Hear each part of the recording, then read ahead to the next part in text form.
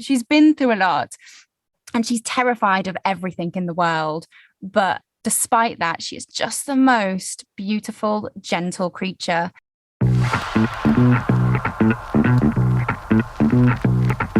You're listening to the That Dog podcast, the show that brings you life lessons from dogs, shared by the people who love them most. I'm your host, Harriet Alexander, here to discover another That Dog story.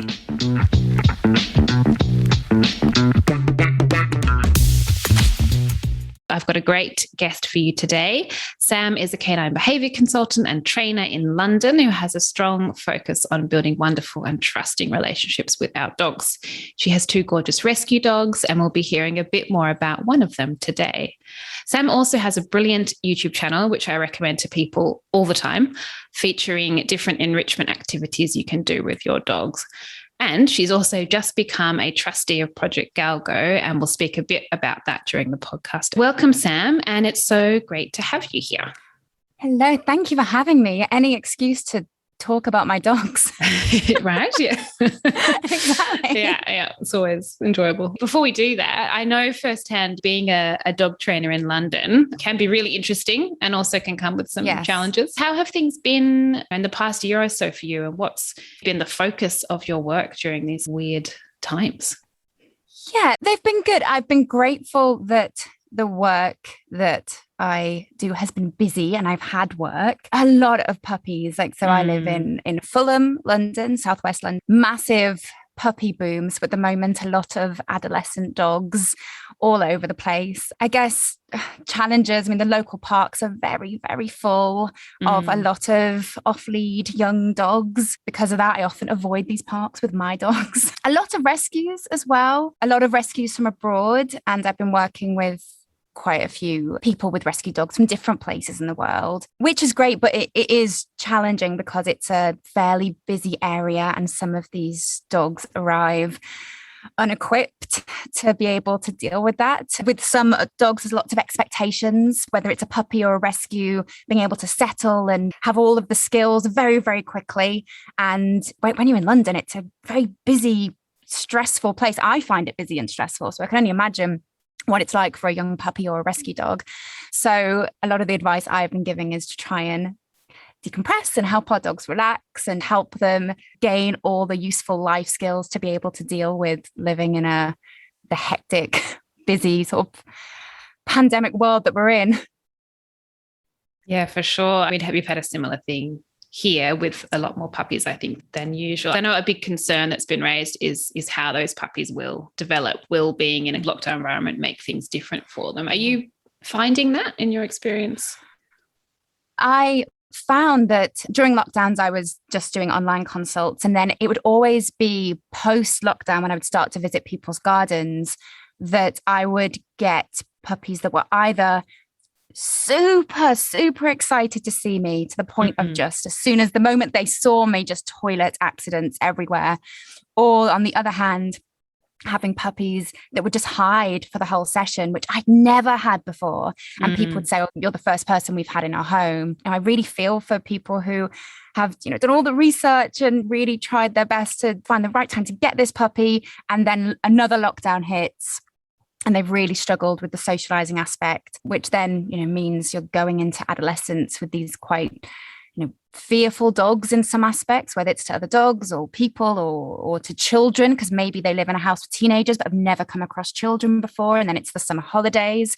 So in terms of just that gradual exposure to all of these different stimuli that you come across in a city, I think that has definitely been quite haywire and has led to a variety of different issues. Yeah, and I guess you'll be seeing how that progresses. It'll be interesting to see how it pans out and the things you can do to support these dogs too. Yeah, exactly. Yeah. And you mentioned rescue dogs and dogs from overseas, which I think brings us nicely to You're That Dog. So do you want to tell us who You're That Dog is and how you met them?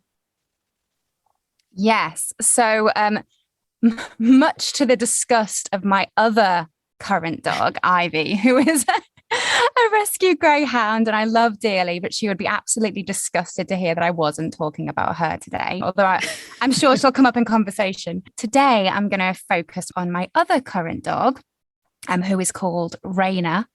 And she is a Galgo who we fostered last November. And that lasted about 10 days until I realized that I'm awful at fostering dogs. And I asked if I could keep her. I'm not shocked by this. No one was shocked. As soon as we brought her in, everyone was saying, yeah, she's not going anywhere. But yes, she is. I'm going to foster many dogs because it's a wonderful thing to do. It helps so many dogs. And myself and my husband were so keen to do it. But yeah, we failed. She's wonderful. And she is a Galgo, I believe.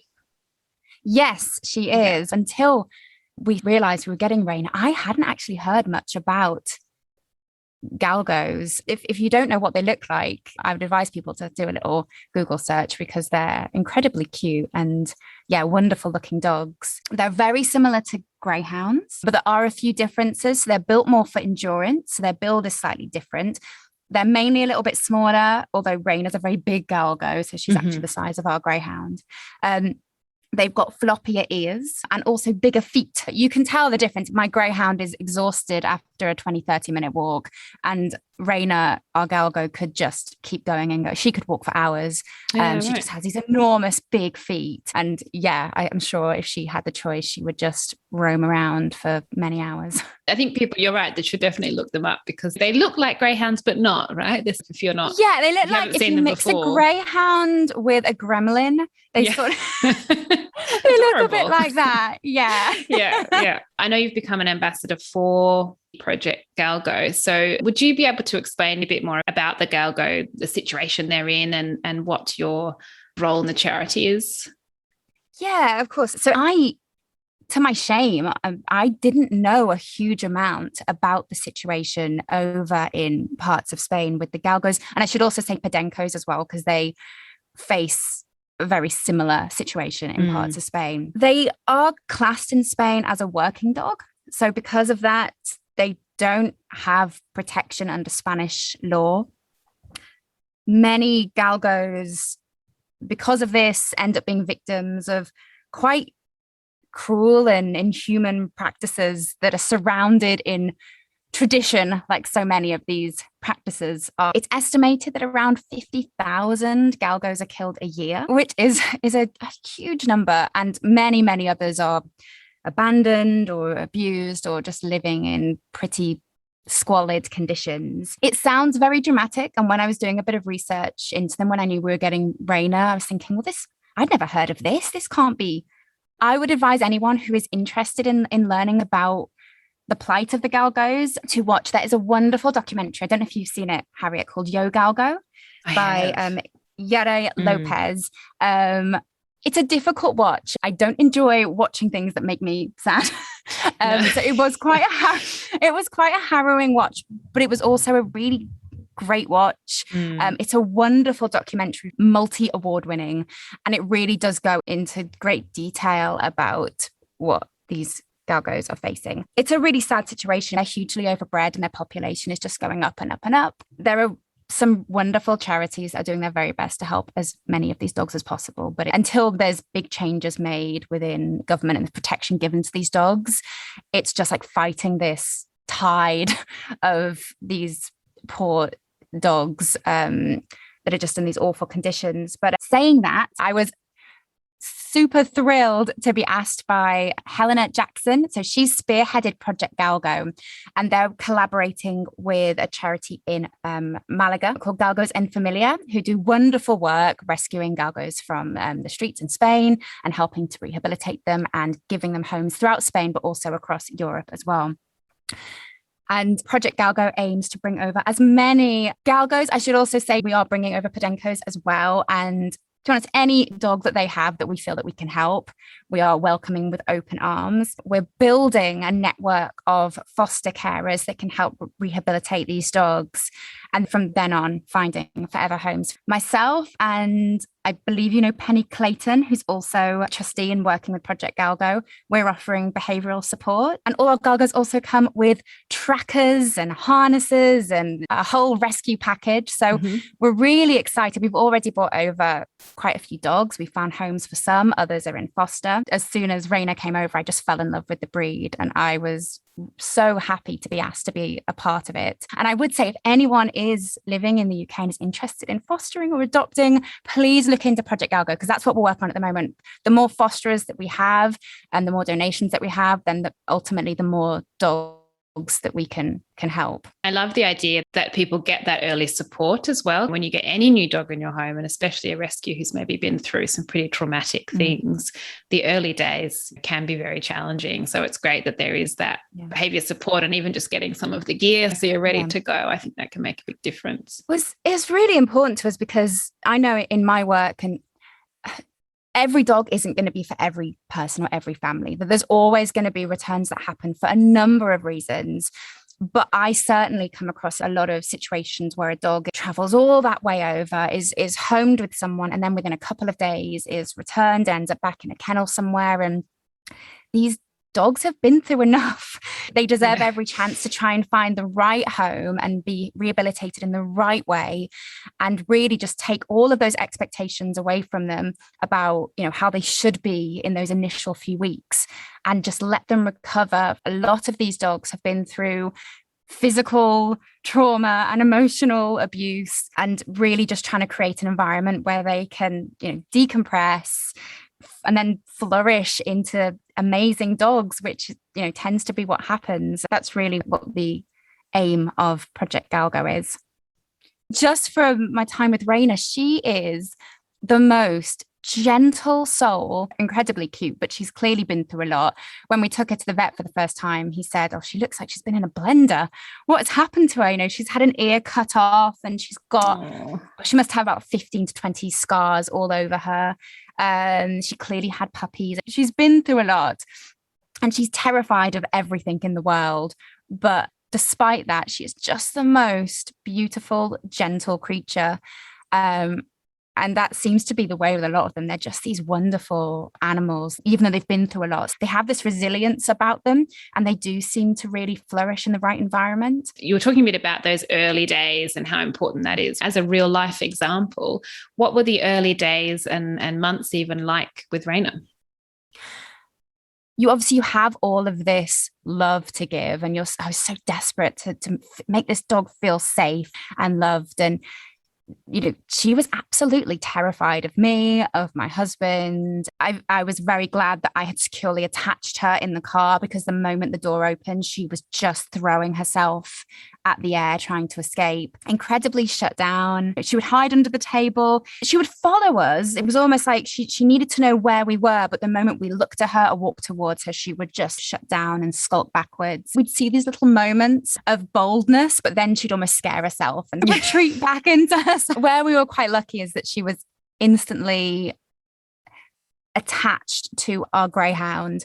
I found an immediate comfort in there being another dog in the house. And luckily, Ivy was very good with her for the most part. And just being around Ivy brought her a lot of confidence. But not only that, she would watch Ivy, and she would watch Ivy with us. Whatever Ivy would do, you just see her looking at her and watching what she was doing. And then she would start doing the things that Ivy had done. So she definitely learned about the world and how approaching us and getting on the sofa and all of these things she would watch Ivy do, and then have a little go herself. So that made it a bit easier. And then, like I say, really in those initial few days, it's just taking all these expectations off, because you want to reach out. And I know not to do it, but still I wanted to hug her and stroke her and just make her feel okay. But we just didn't. We just tried to just give her that space. Eventually, she did start coming around to us.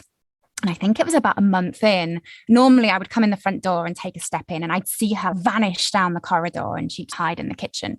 And then there was one day I walked in the front door, and Ivy did her usual, came to say hello. And then Reyna came galloping down the hallway and boofed me with her paw, and then ran away again. And I thought, I nearly cried, because it was just so lovely that she'd had this sort of surge of excitement that I was home, and then got a bit scared again. There was definitely a turning point about 3 to 4 weeks in, where we've just started to see more of her character come through, which has been really amazing to see. For sure. And you talk about creating a really safe space for her, or maybe not putting too much pressure on, which I think is really hard for humans to do. We find it difficult. How did you go about that? Are there any tips you would give around those early days to help with that? I can only really speak what's worked for myself. And I know this goes against what other people have told me that rescues have told them. What I'm often hearing is people will tell me that the rescue said that it was good to keep them in their crate, limit choices, just make their world very simple, very small, so that then they can build up that confidence within it. If I'm honest, that's my house, my rules. I've always done the complete opposite of that, and it has worked for me. I tend to just give as many options and choices as I can. We're in a ground floor maisonette, and we'll generally just keep all the doors open. Whatever room is safe for her to be, our dogs to be in, they can be in. And they've got numerous beds around the house, really just trying to give them that, if they want to be with us, great. If they want to sleep in a different room, okay, that's fine. And definitely with Reyna, I just try to give her that space, because also need to keep in mind that with Reyna, she had been badly abused. She'd clearly been physically hurt in different ways. However, we know that she'd been free ranging on the streets for at least 3 years.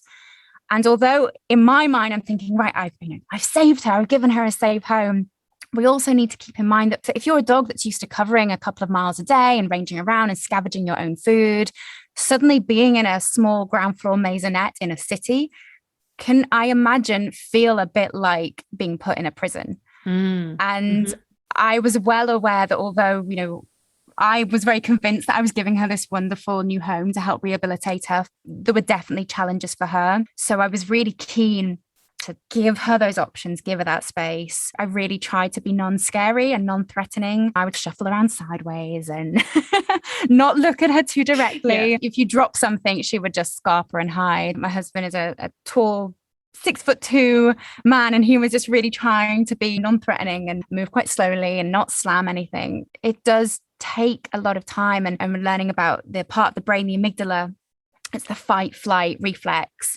It was so active in her. You would move and she would just throw herself to the ground. Or if we were outdoors, if a jogger went past, she would just throw herself to the floor. It was so active. And that takes a huge amount of time to start to relax even the tiniest bit. 2 or 3 weeks in, our alarm went off. And then suddenly I felt boof. And it was Reyna had jumped and landed on my chest. And I just opened my eyes and saw her face in my face. And she started to have these weird, quirky ways that would come out, which I know some people would say, oh, you don't want your dog jumping on the bed in the morning. But to me, it was all of those things that I thought, oh, that's her being a dog. I'd catch her rolling around on the sofa or scratching herself against the cupboard or just being a bit weird. And it's what was all of those things. I would think, oh yeah, she's doing something really doggy. And I absolutely loved it, because for the first couple of weeks, she was just this little shut down thing with these huge scared eyes. So then when you see a dog that's rolling around on the bed and making all these weird noises, to me, that was like, yes, she's starting to relax, which was amazing. Yeah, I often think cheekiness, or whatever you want to call it, is such a good sign. The fact that they're being bold and experimenting with different behaviors can be wonderful to see. And the last thing I want to do in that moment is to catch her and make her feel bad or scare her. And I think it's all about when people say, oh, my dog has a behavior problem. It's like, well, what is a problem? One person's problem isn't another person's problem. So as an example, the time that I see Reyna looking the happiest is when she finds something smelly on the grass and rolls in it. And she has the happiest face.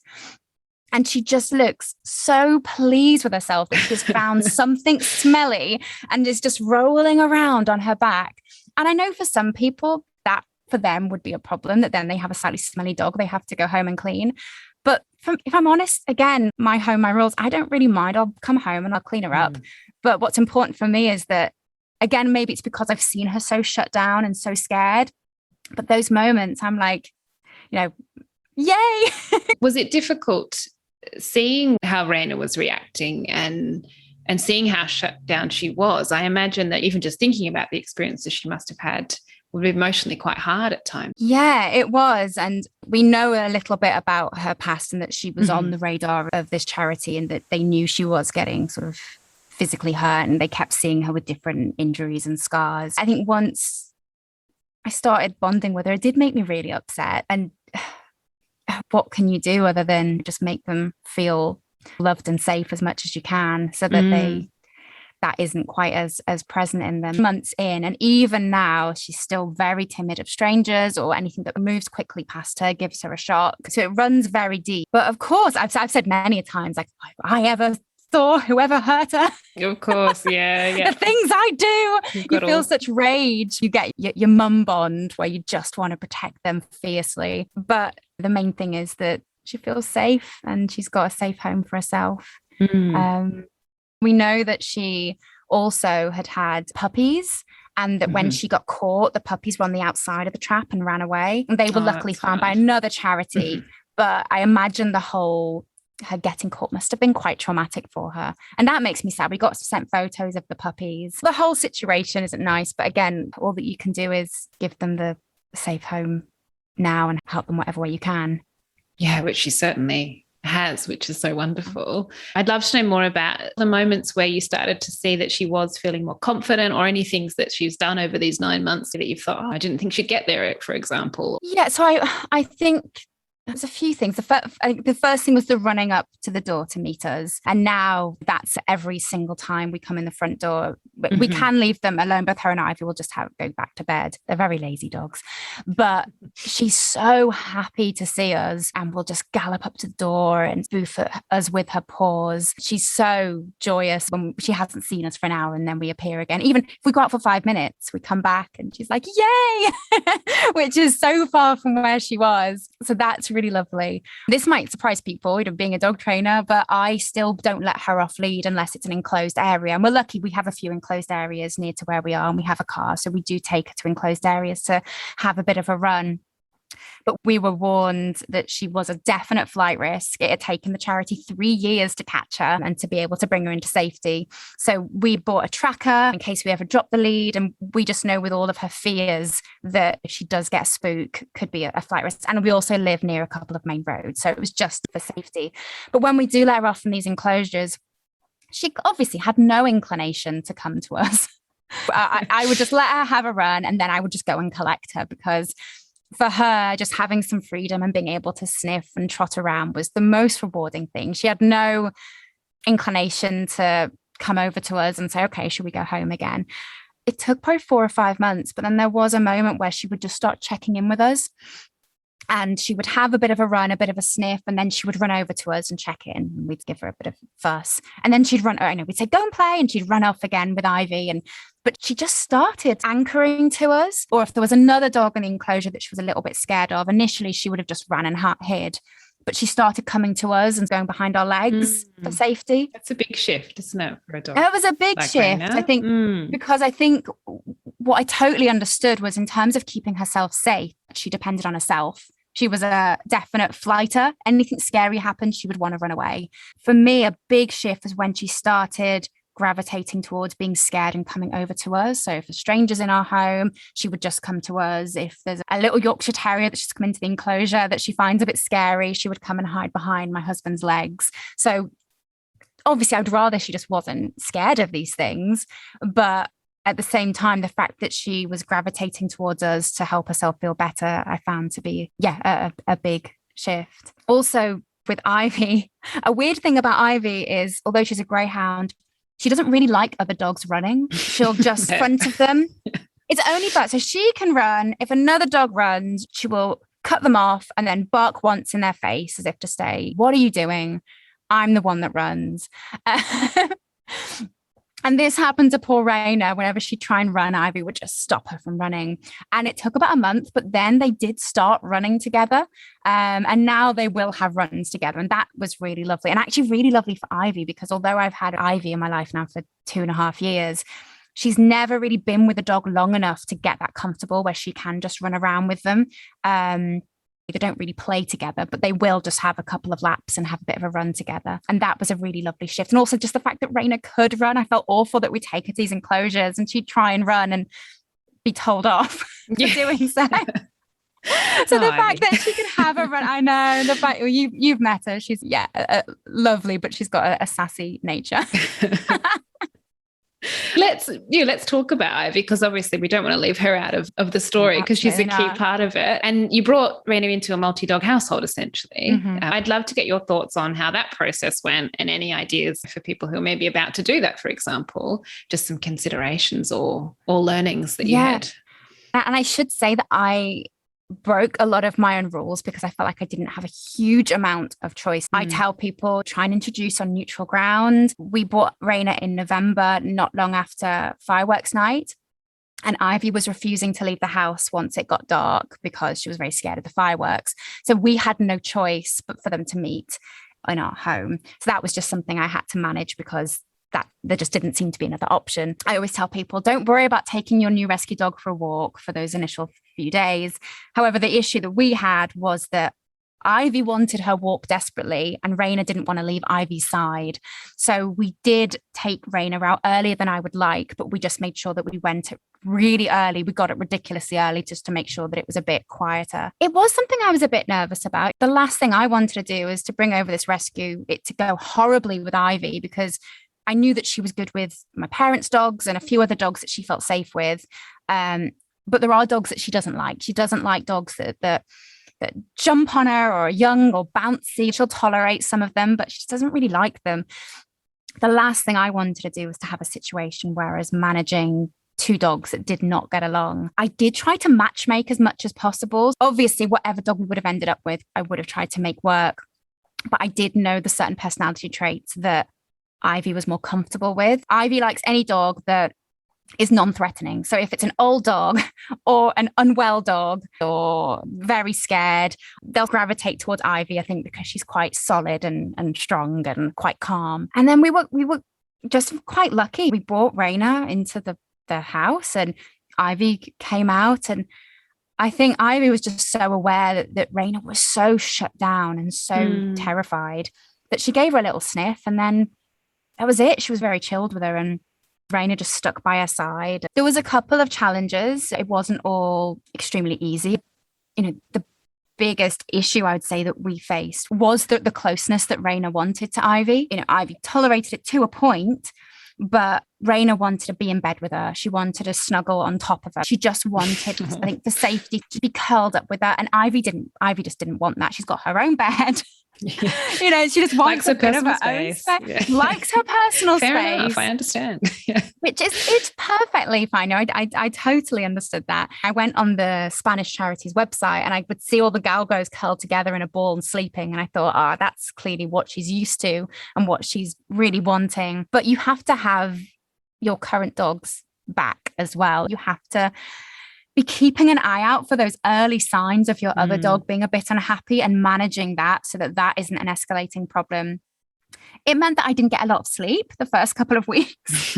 I was a bit of a ninja in terms of I would sense that Reyna was pottering over in the night, starting to climb into Ivy's bed, and I would just have to get up and manage that situation. That was definitely, I think, the biggest challenge, just them finding their way with that and not overstepping the mark, but just managing it so that wasn't going to become an issue.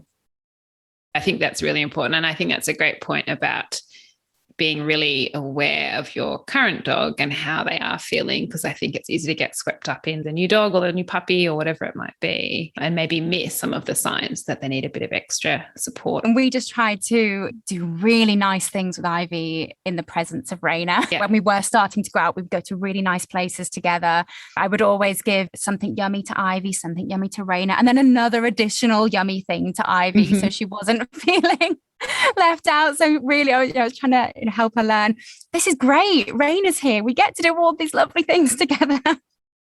And which did seem to do the trick. And she was, for the most part, very accommodating to Reyna, which I think partly was just her understanding that she was in a bit of a state.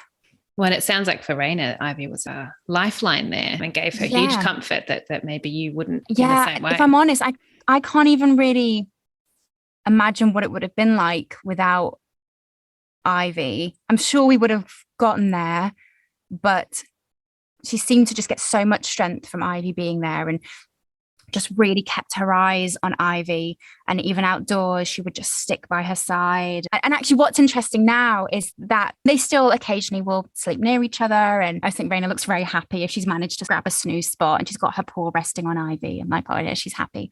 But actually now they come and lie with us more, so that they might be separate more, they might go into different rooms. And that's something that's been quite nice, is that when Reyna started, we'd all be in the living room and she might come in and have a look and then think, actually, she wants to be on the sofa in the office, which is great. That means that she's feeling confident enough that she doesn't have to be stuck like glue to Ivy. That just took a bit of time, really, and a lot of encouragement to sleep anywhere else that wasn't directly on top of Ivy. I love, because it almost goes full circle back to what you were saying earlier on around choices and giving Reyna lots of choice in your home. So where she could go and where probably felt safe to her, which often I think we don't really know what that is. The dogs figure that out for themselves. But it makes me think that if you had really restricted her or crated her, that she might not have even learnt to make that choice to go to somewhere that's different to Ivy or select a different spot. Yeah, I'm aware that I said, I gave her as many choices as I could. The one choice I didn't give her was completely invading Ivy's space. Yeah. And actually they would subtly communicate to each other. It was when Ivy was asleep. That's when I would sort of stop her from climbing on top of Ivy. We did have one incident where Ivy was asleep and Reyna just jumped on top of her because she got a fright, and it was all a bit of a ruckus. So that was the one thing. I was like, you can have all of these choices. The one thing you cannot do is jump on Ivy when she's asleep. yeah, that's pretty fair.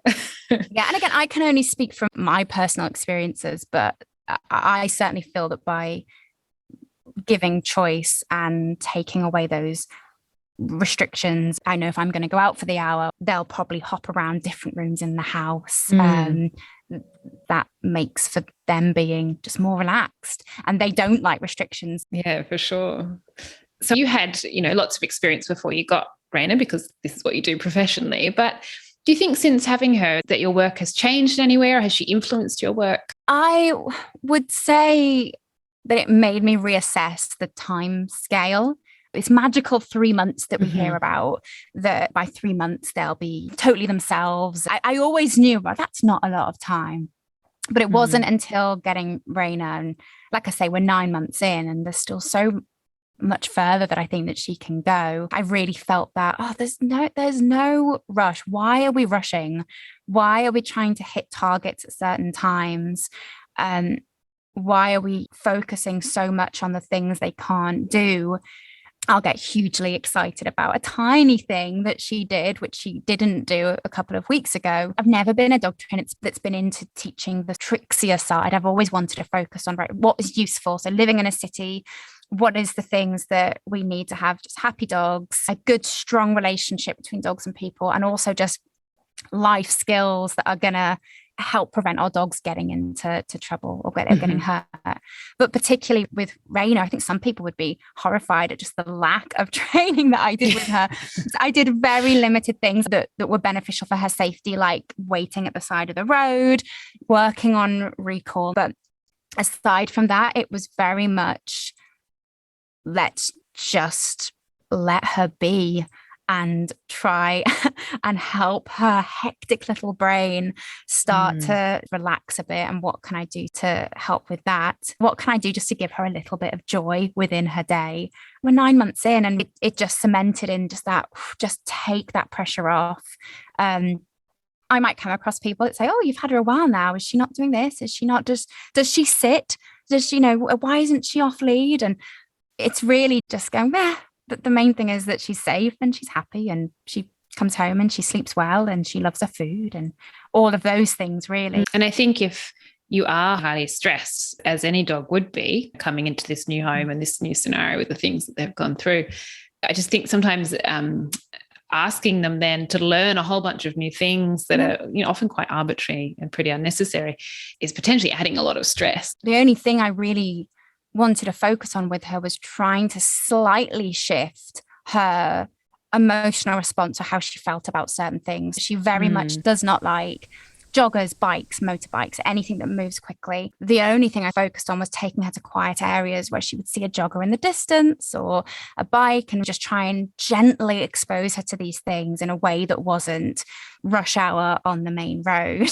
And also then set her up for success so that then the jogger goes past 3 or 4 meters away and she just watches them calmly. I can tell her, that's amazing. You did so well. We can have those times rather than, like you say, just pushing it and expecting a lot of them. I've just found it more helpful to do the opposite, really. I think you're right that we do often want to do things so quickly. And even though you can have a lot of knowledge, I've found this myself, you have to go through it, don't you, to really understand certain things or cement that knowledge. And I'm also aware that I might be making it sound like it's been easier than it has. I live just off a main road, and that has had challenges. And there has been the odd day where you can try and manage all of these things and go at quieter times and try and put her in safe environments. And then a gang of teenagers comes tearing down on scooters round a corner and seems to just set you back because it's absolutely traumatized her. And especially, I would say, living in a city, it's not easy. And it is a bit of a higgledy-piggledy line of progress. You just do what you can do and try as much as you can to set them up in an environment that they can cope with. For sure. Thinking about these lessons that Reyna taught you and these different experiences you've gone through, are there some main things that you would want to share with people listening when it comes to their relationship with their dogs? Try not to force it too much. I know that's really difficult. I know for instance, with my dad, he really struggles. He's very hands-on and he's very intense. And every time we visit my parents, he's like, hello, Reyna, and he wants to grab her. And I understand where that is coming from. But it really is just letting them come to you as much as possible. Do what you can just so that they view you as a safe option. For some of these rescues, they're not used to spending a lot of time with people. I feel like with most dogs, that's in there somewhere.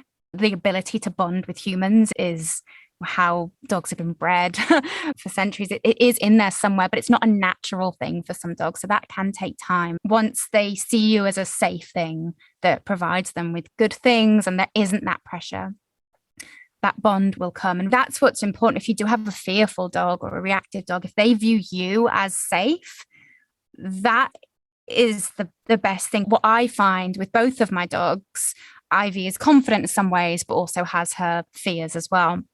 If they view you as safe, it's almost like an anchor. And I find with Reyna that if she anchors to myself and my husband, but then we'll show these moments of curiosity in the world. But then she knows if that goes wrong and she sniffs a dog and they growl at her, she can just run back to us. The clients that I work with that have got fearful dogs, it's right, how can we work on firstly, just your dog feeling really safe within its home environment, because that's where they spend the majority of their time, really safe with the people in it, and then just starting to take that into the outside world as well. Yeah, I love that. The secure base is so important. And I think it makes them braver and able to be more curious, I think, when they know they can ping back to us when they need to. Yeah. And there might be emergency situations where we suddenly have to shout no because something bad's about to happen. But as much as possible, we're trying to create environments where we're going, yes, that was great. Aren't you brave? Oh, that was exactly what I wanted you to do. We're limiting the dreaded no word as much as possible in terms of building confidence. I think that can only help. Yeah, absolutely. And if people want to learn more about you, Sam, and your work, where can they find you? Oh, in numerous places. I've got my website, samthedogcoach.co.uk. I'm on social media, so Instagram and Facebook at Sam the Dog Coach, where I share lots of lovely clients' dogs, and also Ivy and Reyna pop up a lot. Like you mentioned, I have got a YouTube channel which stars both of my girls, where I mainly show different enrichment ideas that you can make at home very simply. I should say that even though I now am in the real world again, I do behavioral support and training online as well, remotely, and have been doing that over the past year. So if you're not living in Southwest London but would still like to get in touch, especially if you have a rescue or nervous rescue that you'd like to just talk through, please do feel free to get in touch. I'm more than happy to speak to anyone all over the world. You can also find information about Project Galgo as well. We've got a brand new website, which I'm so excited about, and also an Instagram page, which only got up and running a few days ago. Please do check us out. And if you're interested in becoming a foster carer or just interested in contacting Project Galgo, then please do. We've got some beautiful dogs that are already in the UK and others that we've reserved that we'll hopefully be bringing over very soon. Perfect. And I would highly encourage people to check all of that out. I think it's such an important cause and a great thing that the charity is doing. And I'll put a link to all of those different things in the show notes. Thank you, Sam, for joining us and telling Reyna's story and a bit of Ivy's story too. It was wonderful to hear about both of them. Thank you for having me. It's always lovely to talk about my dog. So thank you very much for having me along.